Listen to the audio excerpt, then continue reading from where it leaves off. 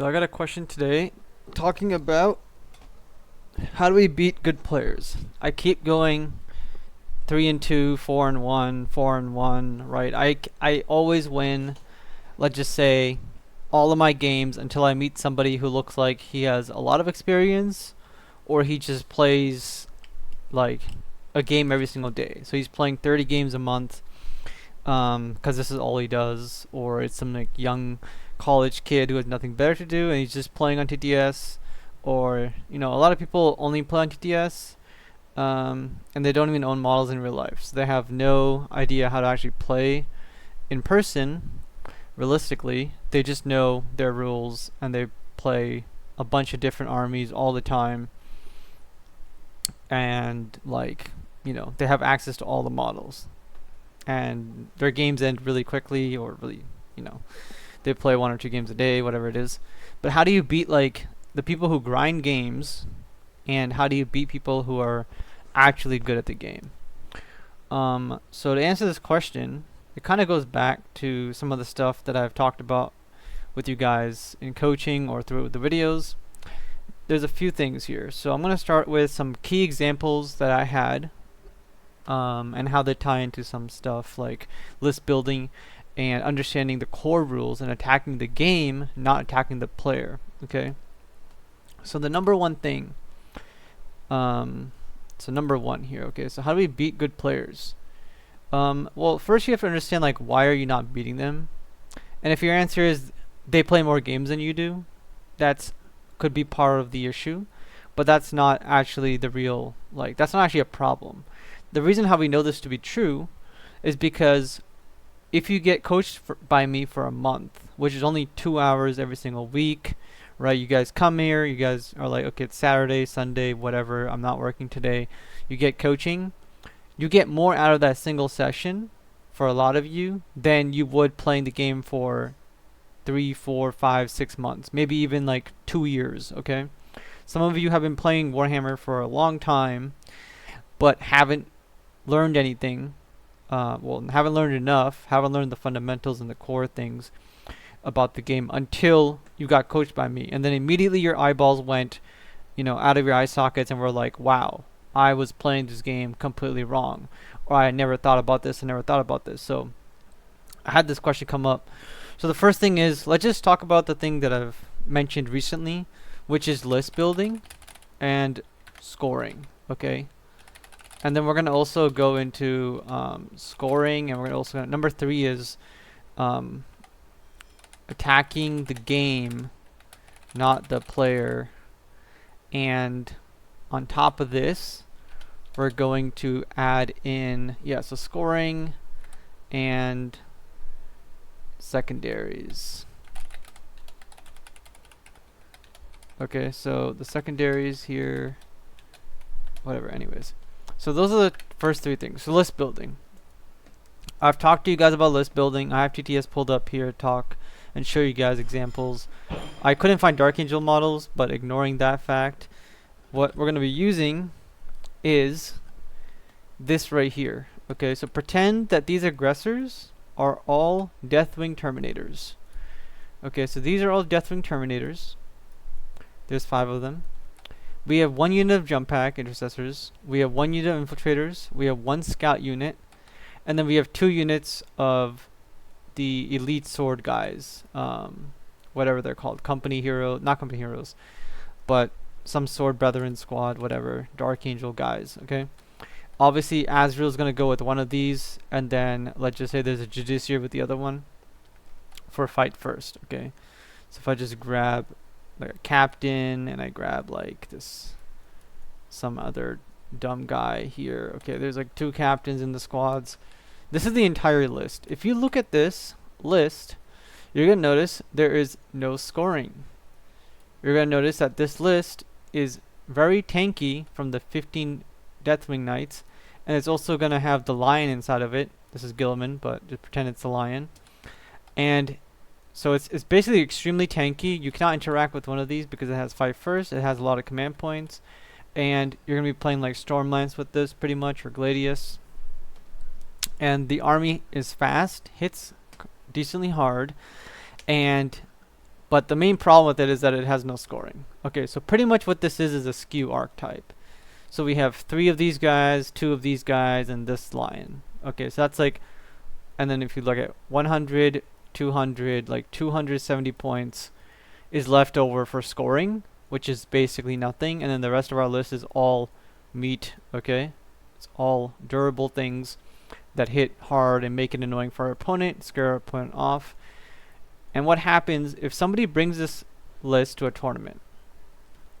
Okay, number one thing that happens is in their local meta, they go to their local RGT, their local GT. I'm going to use Ali in the Discord as a prime example of this. Is they took Dark Angels to a tournament. Okay, they went 3-0. The reason why this happened is because number one, most of the opponents that he played against couldn't handle the fact that there was 15 Deathwing Terminators in his face. And then in the final round, basically, the Lion's CP aura made it so that a Scarbrand or Bloodthirster couldn't interrupt and kill him or hit something else and wipe the squad. And so the Bloodthirster tried to interrupt, failed the leadership test. The CP went to waste, and the Bloodthirster got picked up. Everything else got picked up at the same time, and his interrupt just got completely wasted, right? And of course, if we're versing like big demons like that, Deathwing Knights and 4-up Invols and the Lion's going to be really good at just going in there, hitting really hard, tanking some damage back, not being afraid of it, and then like slugging it out on the 4-ups. And having like multiple fight first and multiple things to like ignore mortal wounds and stuff. Anyways, the point is, so that's what this list is designed to do. Now, went 3-0, had a really good time, easily won the event. Well, got second place behind Dom. And Dom's list had like 30 possessed. Okay, now ignoring that, going back to this. My list, when I played into Ali, what happened was I went, okay, I'm going to blow up these 3 squads. Now your home field is open. And now if you try to move up on me, I'm just going to rapid ingress in your backfield, take you off the primary. And you can't go backwards, right? So you can rapid ingress one of your Deathwing Knights as well, or deep strike it and try to charge me. But I've already done the damage. You've lost your home field, and if your Deathwing Knights 250 points land on your home objective and are holding your home objective, well, they're not doing anything else, and they're also only OC1. So if I drop down there with another unit on the next turn with rapid ingress and just out OCU, you're going to be in a big problem. Okay, and I can just ignore all of these. Number 2, if this list goes up against an indirect list, well, which is what I was running, but aggressors or Desolation Marines, or not aggressors, obliterators, even guard, right? This unit cannot survive. The Justiciar cannot be outside on an objective because if someone has dedicated shooting, they'll pick it up. Or number 2, you send, let's say, 2 units, you send a possessed unit, and you send a secondary like legionary unit into the squad. You pick this up immediately, and they'll get to kill your possessed the next turn, they'll get to kill your legionnaires, you'll go down in points overall on the trade. But the fact is, you took out a pillar of this list. This unit was meant to sit on an objective and score 4 points of primary for that person, and do secondaries like cleanse or secure.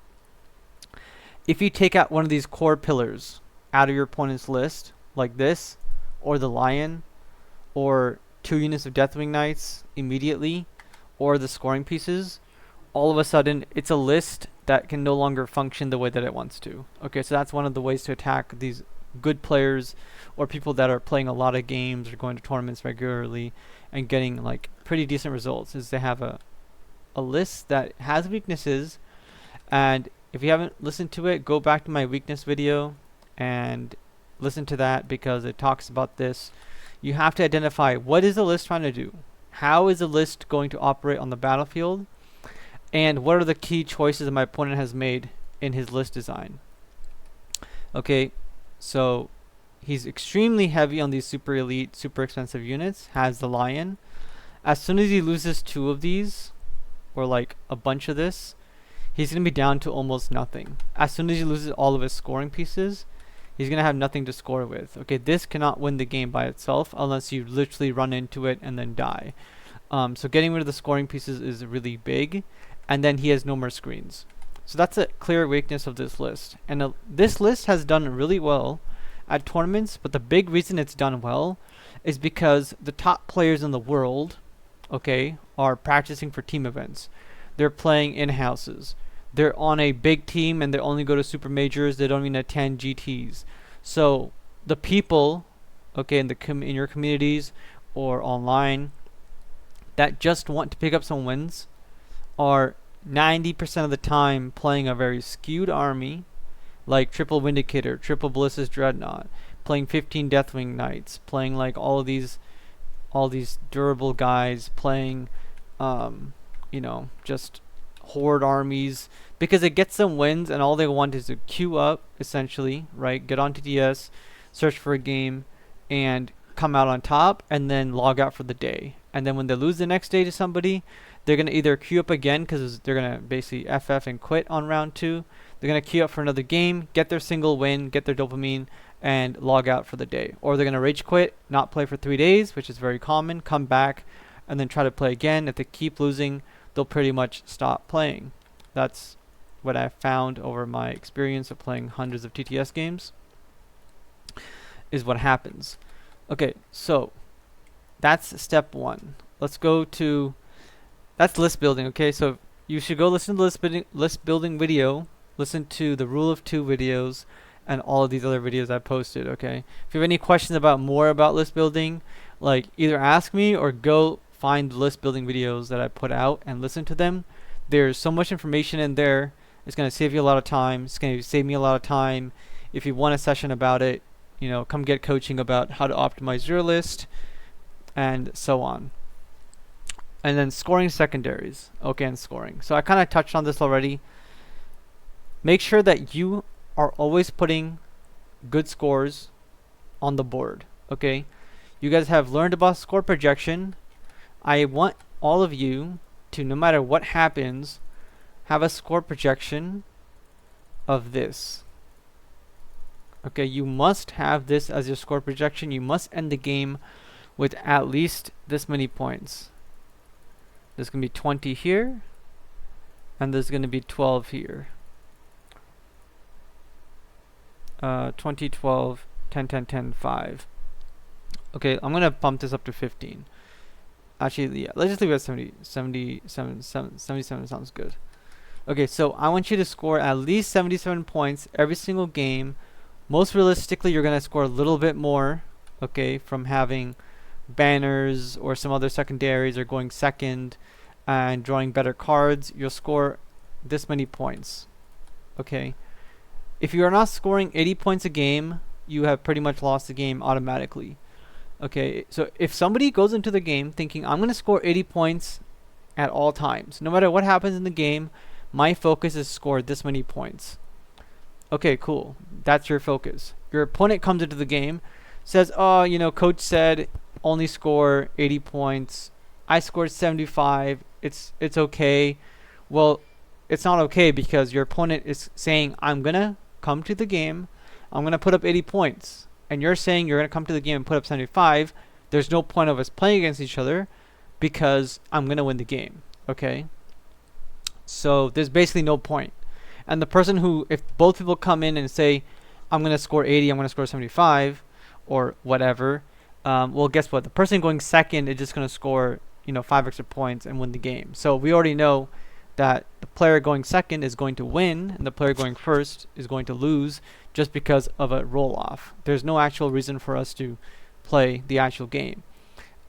So do the bare minimum, which is 80 points every single game. If you get a little bit less, figure out why you got less. Try to hit the 80-point mark. In 9th edition, there is like a huge study people are doing off of, okay, at what number do you win almost all your games? And there was a large percentage of players that were scoring, like the average score was like 73, 75 points. And that meant that you only won about 40% of your games if you scored that number. Okay, so only 40% of your games you're going to win if you score 75 points. But if you scored even 85 points, it was like 90% you were going to win. Okay, because that was 90% more than all other players. So big difference. Just by those 10 extra points, 5 extra points makes a huge difference in 40% win rate or 80% win rate. So go into that, lock down your primary, lock down your secondaries, try to score, and don't go into playing these skew type lists. Okay, I know there's actual skew archetypes like knights, or playing Nurgle demons, or playing monster mash, or like a heavy anti-tank list with eradicators and stuff. Okay, or if you're playing Dark Angels and you're bringing the bike list, I get it. That's a theme. Follow the theme. Totally fine. But fine tune it where you have actual scoring. The next thing is attacking the game, not the player. Okay, so this goes into something that I always tell people. So somebody in my local Discord was like, "Oh, don't read the core rulebook. The core rulebook is a waste of money because, you're gonna learn you're gonna learn the game better by playing against somebody rather than reading the core rulebook." That is actually completely incorrect. If you are a new player, you will learn how to play the game, just like if you play D&D or some other game that you play with your buddies online, or a board game. Yes, you'll get the basics of how to play, like rolling the dice, the steps, and the whole process, but you need to read the core rulebook in 40k. And this is one of the ways how you can beat players who grind a lot. Okay, the people who grind a lot, or the people who are playing Warhammer and are above average, and they're like, let's say, good players. Okay, they're decent or good at Warhammer, something that you should be like, okay, this guy's actually good, I need to take him down, or he's the person who keeps beating me, or we go back and forth 50-50. Well, one of the ways you gotta beat him is by understanding the core rules better. A lot of you have listened to the Blood Angels Part 2 video about the combat shenanigans and how to engage certain armies, like fight first, how to pile and consolidate, how to get around fight first, how to get around transports, how not to use transports, all of these things. And so the core rules of the game are very important. Okay, when Pry Nexus came out, the first thing I did was understand the difference of playing fixed to playing tactical. The other thing I figured out was it worth it to recycle every single turn a card to get more cards and score every single big card I could get? The answer was no, pretty much. And then there was the other thing of building my list to having in the secondaries video, where I can take a single rhino to deny a secondary. I can take a big squad of 10 heavy intercessors with 30 wounds, or a Terminator unit, to deny someone's called the Horde. So if you play Deathwatch, your Terminator unit or your big kill team units will basically deny Call the Horde, will deny, bring it down, deny assassinate, stop taking 5 to 7 characters in your Black Templars and your Death Guard lists, start taking 3 to 4, 2 to 3. Some of your Tau or Space Marine lists only take 1 or 2 characters because they're really trying to deny assassinate the whole time. So attack the game, okay, understand the core rules, understand how the fight phase works. And so I'm going to bring up an example here. I was playing against, in a tournament, this is basically an invitational, and I was playing against he was a good player, somebody who goes basically, like, let's say, he only loses against players that are like at the top of the food chain, okay, or at the same level, which means they're going 5-1, 4-2 at a major. If they're consistently going 4-2 at a major, they're usually always getting first or second in their local tournaments, behind their brother, behind their best friend, or behind someone who's like Scary, or someone who's really good like me, right, or Scary.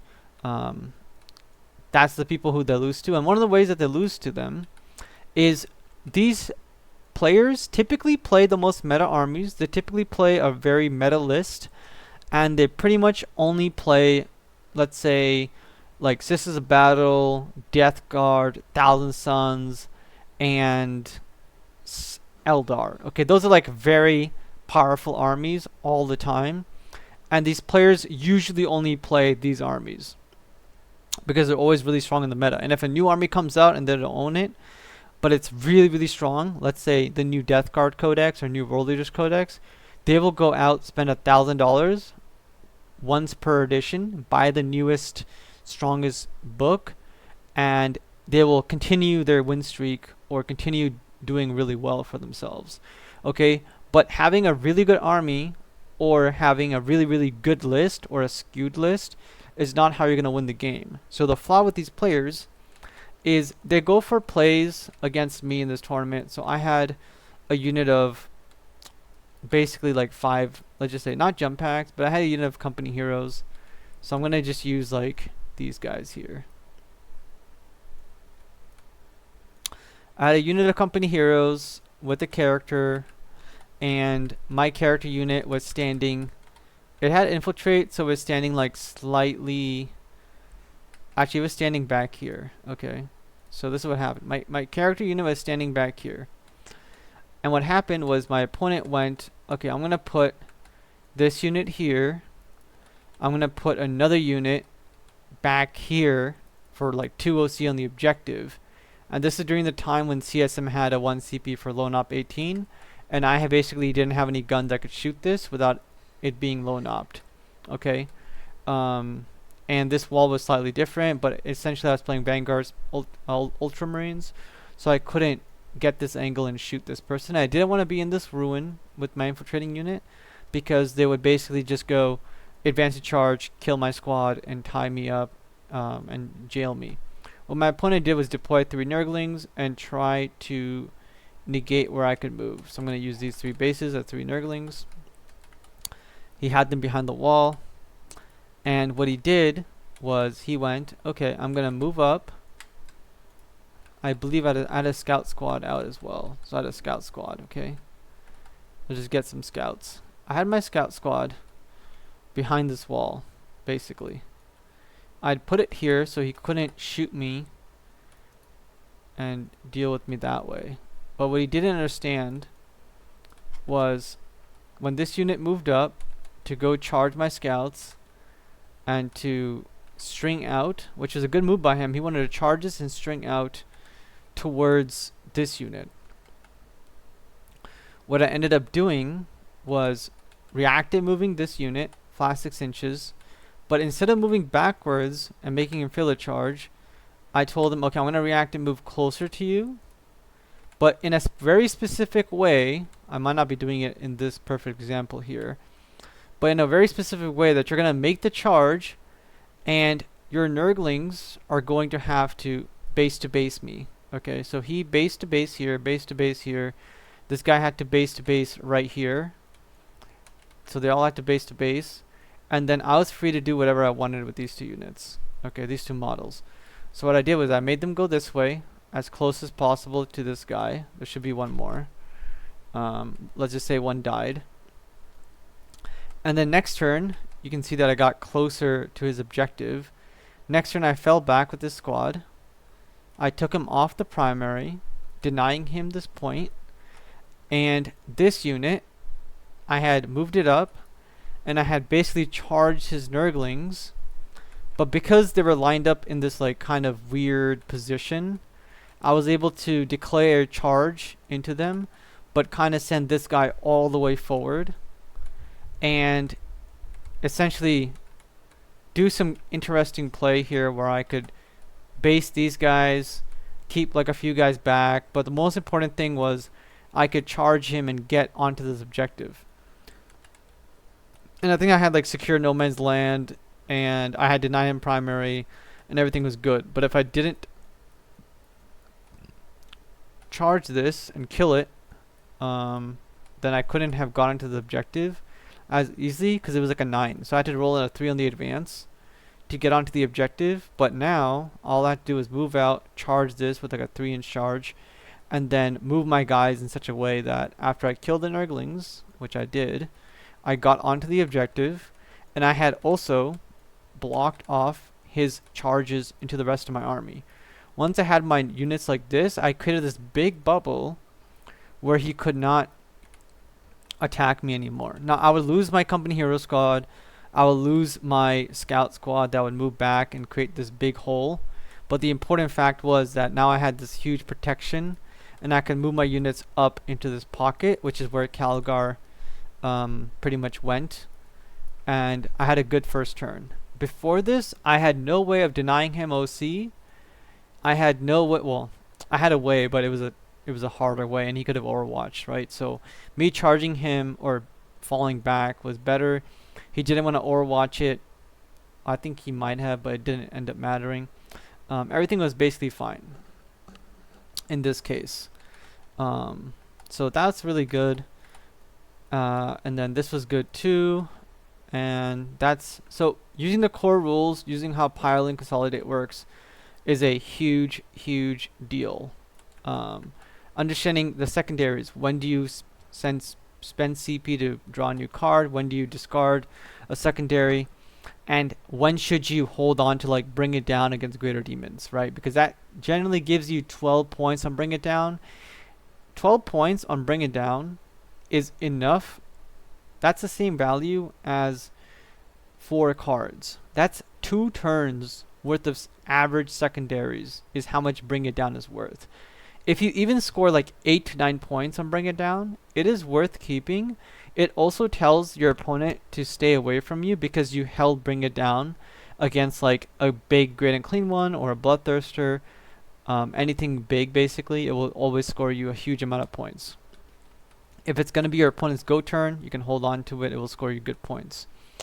Okay, now you shouldn't hold on to cards most of the time, but there's rare cases. So the better you get at just understanding the game at a core level, the better you'll be at beating these players. Because these players don't understand the core level. Most of the time you lose to these players that are like quote unquote good, it's only because they've been given a very, very strong list or they're playing a very strong army. If they are not playing a strong army and you lose to them, then you probably messed up a lot or they're just better than you. And one of the ways you can improve is by doing this, having score projection, actually scoring a good amount of points, not settling for 73, 75 points, get to 80 plus. When I go to my tournament games, I really, really want to score 90 points. Okay, if I'm not scoring 85 to 90 points every single game, I'm not playing that list. If my list, let's put it in a different way, okay? If my list's most scored points in a game, the max that it can achieve is only 85 points, I will not take that list. The max points I want my list to achieve is at least around 92 points. If my list can achieve 92 points in the best case scenario, then I will take it. If my list best case scenario, realistic best case scenario, is 85 points, I will simply not take that list. Okay, there's a huge mistake of me taking that specific list or that army because it's not worth it. I'm going to end up in a game where my opponent just scores really lucky on the end of the game or goes second and is playing a mass scoring army and I'm unable to kill him. And I'm going to score my 85 points, which is the max I can score. My opponent's going to score 86 and I'm going to lose. Right? And I did everything I could. The issue was that my list could not put up a single more point than 85, which some lists are built like that.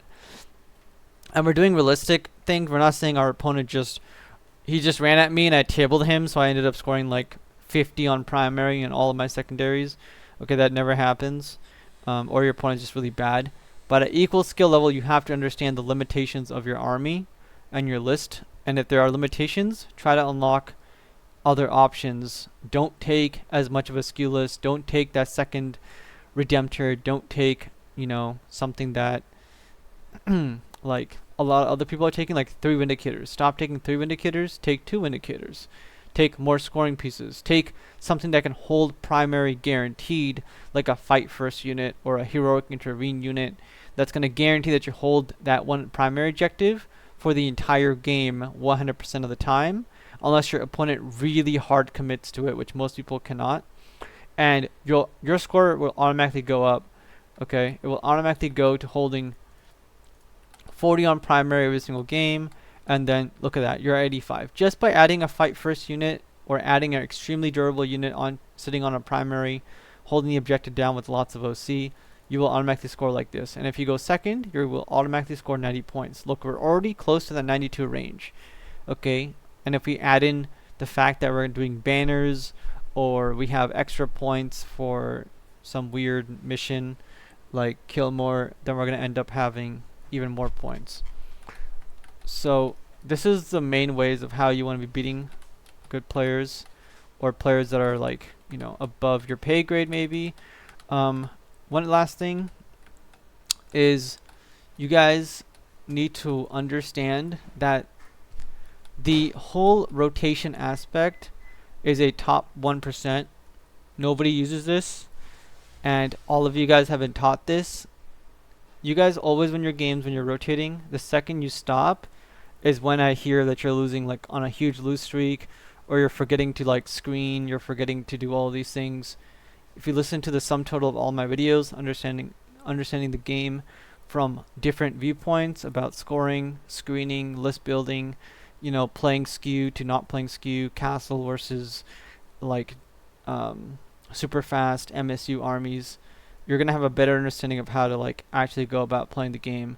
And then most of you guys also don't understand what is the difference between a castle list, because you never play against castle style lists, and what's the difference between playing a super durable like AFK on an objective with fight first and playing Drukhari. I don't think a single person in the Discord, I think there's like 2 people in the Discord who have played Drukhari or elves and are used to, oh, I move super quick, I teleport across the map. It's really annoying to play against because the army has the ability to do almost anything at once, and so you have to really set up strong defenses or have a actual strong game plan of, I'm not going to let this primary go, I can survive your fire dragons or your wart spiders. I have more than just 3 scoring units that if I go first an Eldari player and I pick up all your jump packs with war spider, I pick up your infiltrators with war spiders, I pick up your scouts with war spiders, like, you're going to lose the game because that's literally, you know, what, 1, 2, 3, 4, 5. You have 8 units in your army. I killed 3 of them. That's almost 50% of your army just deleted. Not a good time. So that's the main ways to beat other players who are good. They don't understand the game as good as you might think.